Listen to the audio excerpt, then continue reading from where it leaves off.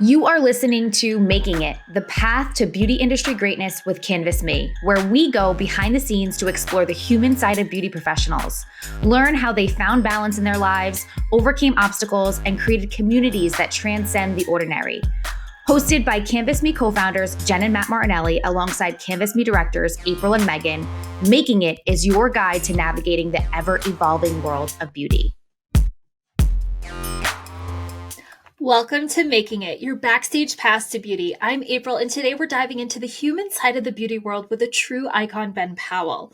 With a career journey that includes salon ownership, working behind the chair, corporate leadership roles, and an incredible dedication to education. And he is now the creative managing director with Landis Lifestyle Aveda salons in Salt Lake City. Ben Powell is a force that has defined excellence in the beauty industry. Well, hey, Ben, we're super excited to have you on. And so I wanted to kick us off. Do you feel like you've made it? Oh gosh, April, what a great question. Do I feel I've made it? I think I have always felt arrived, but no, I don't think I've made it. But I've arrived at every part of probably my destination, wherever I land, and then I work on what it looks like it should be from there. So, to answer that question, no, I don't think I have made it 100%, but I definitely know I'm always on my way somewhere. Well, that's incredible. So when did you discover that you had a passion to get into this industry? So I started off as a design student, actually, fashion design. Always been a Fabulous. creative person. Thank you. I've always been in creative work. Never was really a good, I would say, a general student that really paid attention in school. So I was the kid in the class that was always noisy, talkative, and then disruptive because I was always either drawing or doing things to just because I was bored. But later on, I discovered fashion and art while I was in high school, led me to go to school for that. I wasn't really good with school as far as like studying habits and projects that allowed you to like work on things like numbers and things of that sort. So when I went to beauty fashion school first, I was so excited because all I thought you do is you carry an illustration board, you go to class, and then you're just pretty cool because everyone did that when I was, going to fashion school. Sure. But then I Yeah. had to do a lot of studying, so I decided that was not going to work. And then a good friend of mine from high school said, "Why don't you do cosmetology school?" And I thought, oh my, if I did that, I'm going to be probably labeled as a loser because I know that sometimes people take this job that we do now or this career path if you feel like you failed in other areas like traditional education, which is what my parents wanted. So I Sure. decided to be there. And from there, I really fell in love with the learning process, the creative aspect of it. And I think my career right now, where I'm at, has landed me because of just the fun that I've had, also the enjoyment of working with people in the creative world of what we do in hairdressing. So, yeah, so here I am now. So Yeah. that's how I got From there. fashion school to hair. I love this. And so Yeah. throughout that journey, you have done some incredible things with your career and really touching upon education to, helping support students find their place and to what you're doing currently. What have you seen over, I think you shared with me that you've been in the industry for over 30 years. Is that correct? That Yeah. is true. I'm still 22, April. I I'm love still it. And you look fabulous. thank you. And so, what have you seen as one of the biggest changes from when you first got into the industry to where you are now? Wow. I will put it really quickly. I think one of the biggest changes that I can say that has evolved is social media platform. Devices that we utilize in our hands now called the phone that we never had access to when I started. And I think the world is in a different way of touching people, right? And getting connected with people. So those are three components that I think that has evolved and changed in this industry of hands-on people connection. And then also the accessibility, because back in my days, accessibility was you knock on people's doors, you pass out your cards, you put flyers on windshields, on parking lots where at that time, public places like that didn't consider that loitering and pollution. Now you do that, you get in trouble, but now you have the phone. And so you are able to reach the world at a much faster pace And also the impact of how you do that is how the world is operating right now. So how you post things, the fabric of the conversation that goes out really affects the tune in from your audience that's watching social media 24/7 or scrolling through it. I also feel what's also changed is expectations in this industry from those who are in school now because of those things that I've just shared. The expectation is that they feel maybe they get there sooner because you're Oh. visually seeing things so impactfully soon on your phone. And it's almost like watching a movie, right? You kind of feel like you're part of the process and you kind of know already when you get to work at a salon, where I think that can be some of the things that has shifted as well. So, yeah, those are, I would say, the three components of what I think has evolved and changed in this industry a lot. And I think that's such great insight, especially to our listeners who are potentially just graduating school, is that you are so correct. A lot of times they're actually only seeing the end result of 30 years, right? So where you are today, take us a little bit more through that journey of, so you went to hair school and you were behind the chair. And then I know that at some point you became a salon owner. So take us a little bit through that journey. Yeah, so I started my background in education in California in Los Angeles. The first step of my work was working at a place called Umberto's, which is right in the heart of Beverly Hills. And everyone who went to school in LA, or you always wanted to work in these prime locations. And so I learned the art of real finesse hairdressing, customer service, or guest service. And then I moved on from there and went into more of precision styling and work, which is all Vidal Sassoon base. So I've really worked with different, I would say, outstanding, very substantial people in the industry that I really learned a lot from. And then from there, I went into corporate management, which I worked for a huge company back in the 90s, which was called Regis Corporation. And they had an umbrella of salons that were under their brand, from your main strip mall salon to a freestanding to inside a mall, or heavier big brands like Regis Salon and Spas and so forth. So those opportunities where I worked also internationally with Regis, I was able to work in Europe. I did a stint with them for 8 years as an educator. And I learned a lot through all of this experience. 2006, I folded up and decided to move from San Francisco and moved out of the country to Fiji, which is where I opened up my first business. What? Oh my Yeah. goodness. Yes. Okay. First of all, how did you pick Fiji? But originally, that's where I'm from. So I'm Oh, fantastic. a child that was part of the migration. My parents moved here when I was 12. So I have lived, until the age of 12 and then moved here. But that is my background. So I decided to move since I thought, I have dual citizenship. I'm going to take advantage of the opportunity. And I also was probably at that point 17 years or so into my career, and I was tired and I was exhausted, and I was more on I don't know if this is going to be, what else is there for me, right? I was very ambitious, and I wanted to give myself a human break of like what was expected of me every Monday, Tuesday through Friday. So I took that chance and sold my place in San Francisco, moved to Fiji. While I was there, walks on the beach and just like relaxing and chilling out in the sun and going for swims and just enjoying tropical life. 6 months, I was bored because I felt, okay, I need to do more. I feel like I'm living a good life here, but what do I do? I ended up going to a resort that was built right next to where I lived. They opened up a spa, and I went in for a tour. I wanted to get a treatment. And then also they were having a little fancy get together. It was kind of like the opening, soft opening. So the neighborhood was invited, and luckily for me, I was on the list to go. So I went. Beautiful $3 million spa, all these amazing rooms. And I said to the general manager, I said, this is amazing. Have you ever thought about having a salon up here? And he said, no, we have a salon down by the beach area. It has beautiful, setting and blah, blah, blah. I said, okay, well, can I offer a suggestion? And I think this is where I realized the American marketing strategy and all the things that I learned about living and working in this industry here that I took back with me. And I said to him, why don't you open a salon up here? Look at this view. It's 360-degree view of the ocean, the mountains, the beach. You're missing a big opportunity if we don't open something up here, because what a way to start your day, right? If you're going to get married and you're a bride, this is amazing. Or you want to escape and get the spa treatment plus the full service treatment, you can get it all done here, and the world is down there somewhere. So I thought I was just talking just to talk and share ideas. Well, I didn't know that he took me serious.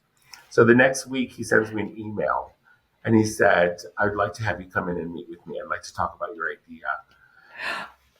Oh my And goodness. that was birth. And so I opened my first salon in Fiji, and I owned it, learning a lot of things about how to marry services that come through a hotel for guests who book there, for international travel, for destination occasions like a wedding or birthday, and then how to tie that with the services that we would provide. So I took all my experience in managing, I took all my experience in sales, I took all my experiences with what was given to me prior to this, and put it all back into something that I never thought I would ever have. And it was a salon destination business where I focused on doing full service work, but my main target was clients who were coming into the country that were getting married. And I created packages for them so they could select a tropical package, green package for their wedding, color scheme of the wedding, what type of drinks do they want upon arrival, what are some of the parting gifts they would like to have that we could customize and make. So yeah, that was a really fun run for me. And then I evolved into other projects from there where I was able to do commercial work. So with the National Airlines of Fiji for their brochures, I started to do all their hair and makeup work for all their brochures and flyers. I started to expand my business from there to other resorts in Fiji that didn't offer what I offered as a business. And I trained people to go and do the work, and were able to fulfill the guests' dreams of coming in and getting married in a tropical little island somewhere in Fiji. And then I started to do work with also Australia, which is one of the largest countries closest to Fiji. So I started to do work with Australia's Next Top Model in doing hair and makeup with contestants that were similar to what we do in the US with America's Next Top Model. So yeah, it was a great time in my life. I enjoyed it. And then I turned around and came back to the US. So yeah. What an incredible moment. Let me just capture this for a second here. So you were on a journey and had reached a point where you needed a break, right? You had reached a point in your career, you were like, I need to change. You moved. And out of this change, you had this moment where you kind of had this little bit of peace and quiet, but realized that you got bored. And out of boredom, you actually sparked such an incredible business opportunity that you never saw coming. And I think that that's such a wonderful message and inspiration to those who are currently maybe behind the chair or experiencing a little bit of that journey of where I don't know where I'm going to go next. And I think that that's such a incredible story, and how it just kept unfolding. You know, it was just like one door opened and another door opened and things like that. So that's wow. Wow. Okay, so you came back. So tell me a little bit more from here. So the reason I came back, number one, there was such a huge flood in the where I lived, and so it really wiped out a lot of businesses. And I also, at that point, was thinking about coming back to the U.S. So I felt like my life at that time, kind of back to the first question you asked, have I arrived? I felt I have arrived at what I wanted to do, and out of organic behavior of things and what happened, happened. So it allowed me to feel like, wow, I've accomplished a lot of fun stuff. I think I'm ready to go back to the US. The reason I say that is because I felt I took a really good mental break for myself. I took a really good self-care of myself.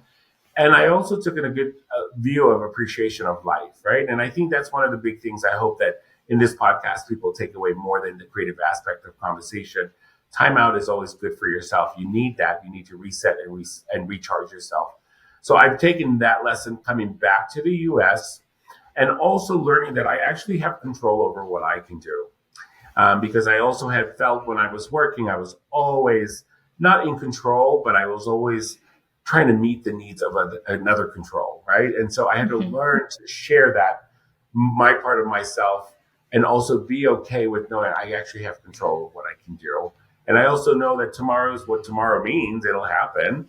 And life picks up exactly where you left it off. So when I came back to the US, life was exactly what it was when I left. And it was exactly back to the hustle. It was back to the same situation, except I moved and lived in the middle of nowhere called Kentucky.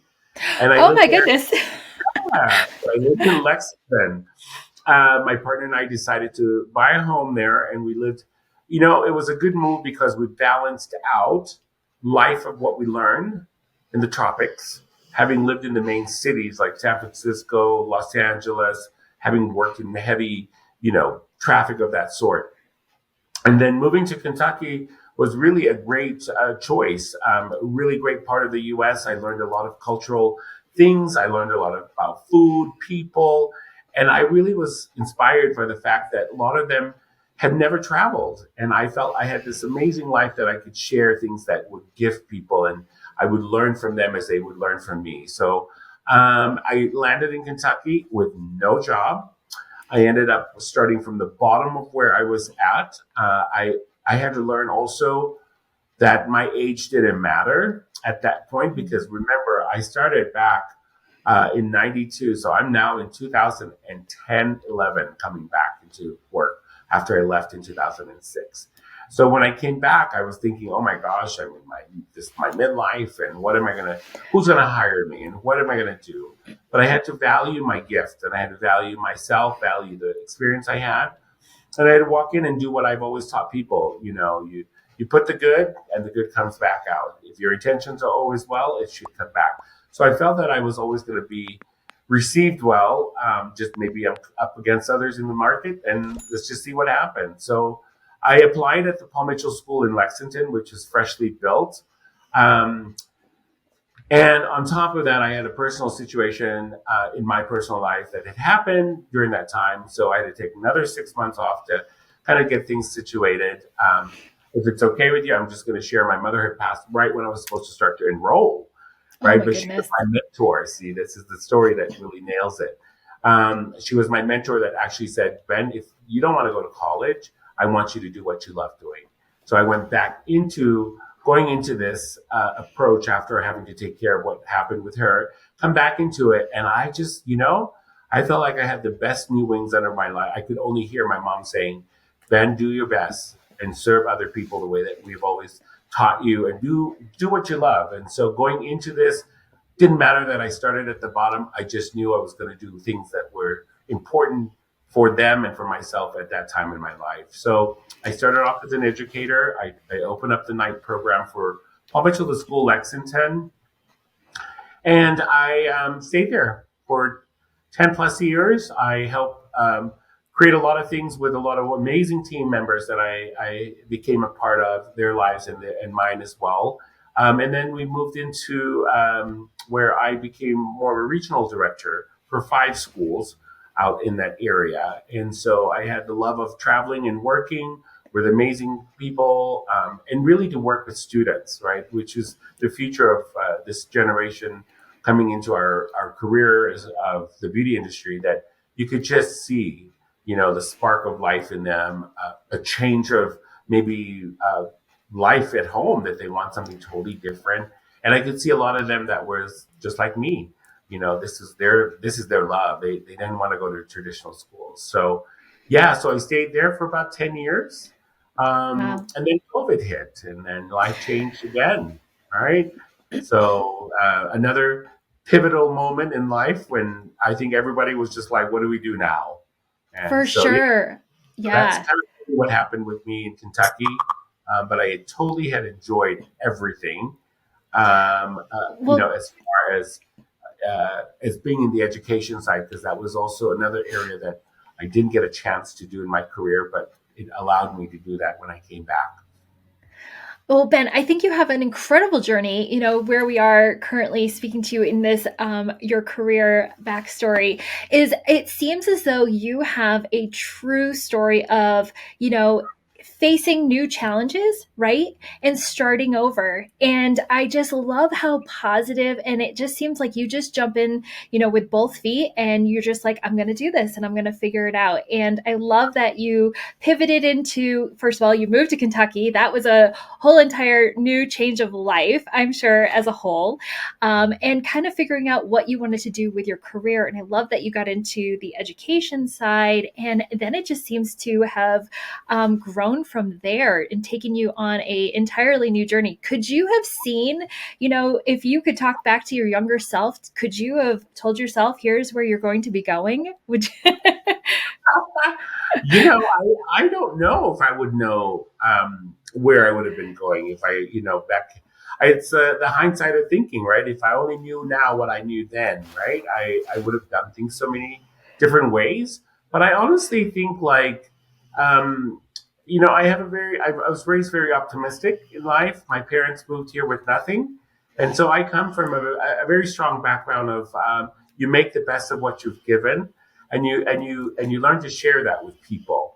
And I know that my heart speaks a lot more about my journey and my compassion, but I also feel like you treat people with kindness and you do the things that you're supposed to do. I think you evolve into where you should be. And I have left each time that I've just shared with you, I am still very connected to every person that I cross paths with, even my students. It just brings me joy to see them opening up their own salons, venturing out into the business and expanding in this industry. So my younger self, I think if I could speak, oh my gosh, I don't even think that would have ever crossed my mind. But I know being optimistic has always put me like, so if I don't say yes, someone else is going to, right? So why not? Sure. And if I fall short of like not doing a great job, it's not because I didn't want to, it's because I didn't know how to. And I need to learn how to. So for me, I naturally will gravitate to working and developing people that I think is always going to be open to learning. And they vibe on the same level of like, it's okay. We fall, we'll pick it up together. I mean, tomorrow we'll figure it out. It's not I the end of the world. And I kind of had to learn that when I left the country, because I do feel that we do work at a little bit of a different mindset here in the US. We're very time crunched and we want to get things done and we're checked off on a list of things. So for me, I think where I'm at today is all just footprints of where I've been from yesterday and beyond.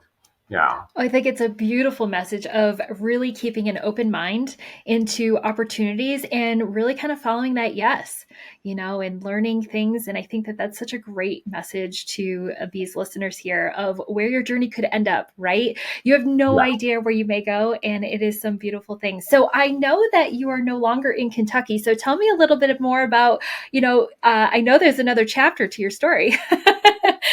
Yeah, we'll bring you up to where I'm at now. I love the fact that each part of where I've gone through, whether it's been highs and lows, it's led me to a great spot.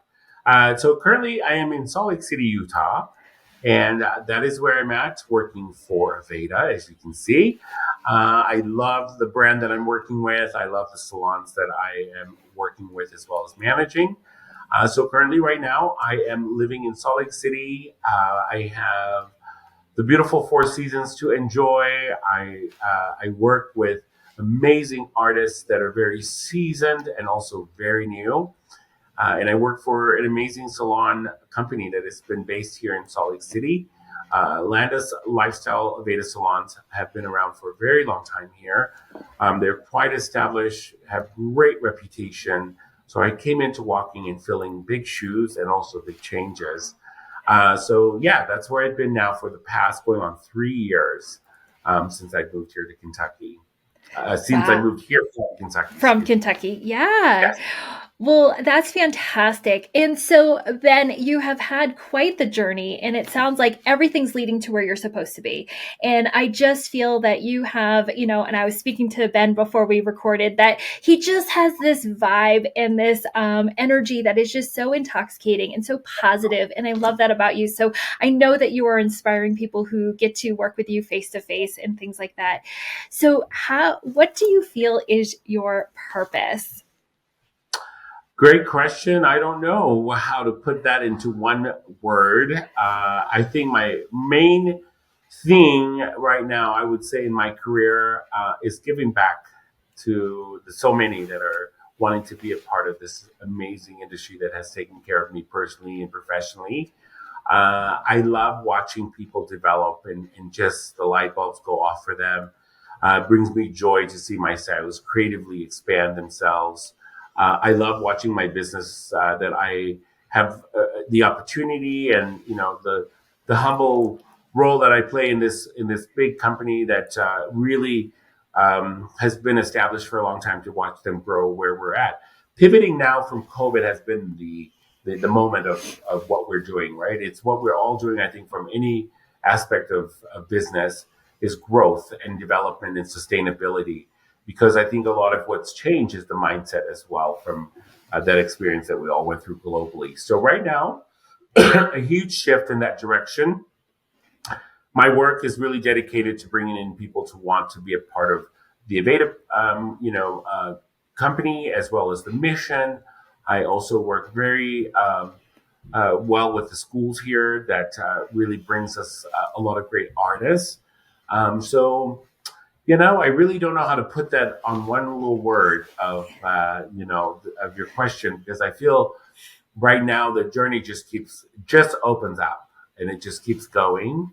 And Salt Lake City is a growing city. It's one of the cities I think in the U.S. right now that is in the top 10 for moving, people into their cities. So many amazing, incredible changes. And it's a full circle move for me, just to kind of answer also that part of your question, because this is actually where my parents migrated to when we first landed in America. Oh my goodness. The salon that I work at, the Sugar House location, used to be the bread store that this kid used to go and buy bread from when we were kids living in that neighborhood.